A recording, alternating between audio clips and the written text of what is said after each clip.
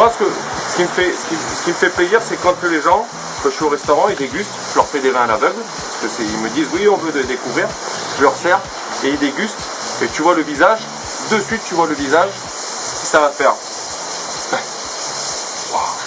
Et c'est vrai, l'expression du visage de la personne qui va déguster, tu vas déjà savoir si ça plaît ou si ça plaît pas. C'est la vérité, hein. Ouais. Alors il y en a qui vont te dire, oh, oui, très bien. Je dis non, c'est pas bien. Non.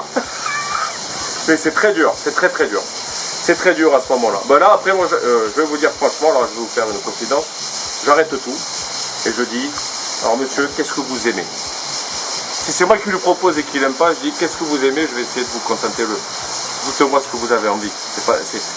C'est des vrais moments de solitude. Hein. Tu sors 1, 2, 3 bouteilles et puis à chaque fois tu sers le vin et le monsieur.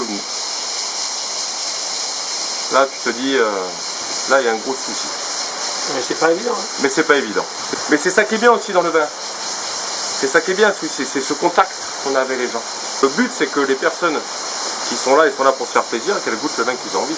Alors le grand moment de solitude c'est aussi cette histoire d'effet millésime.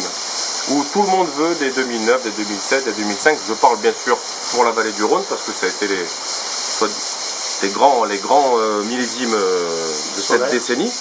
Quand on a un 2004 qu'on sait qui est super bon, un 2006, comme on est en train de goûter, Domaine de la Solitude, Réserve Secrète qui est superbe, et que les gens refusent parce que soi-disant c'est un millésime en dessous, là c'est grand moment de solitude, parce qu'on essaye quand même, on a envie de leur faire goûter quand même, c'est du nectar, on a envie de leur faire goûter ce nectar quand même, c'est vrai. Pour moi le vin c'est quelque chose qui fait partie de ma vie, ça c'est toujours un grand plaisir, une vraie passion, un grand plaisir. Mais c'est aussi des redécouvertes et des découvertes.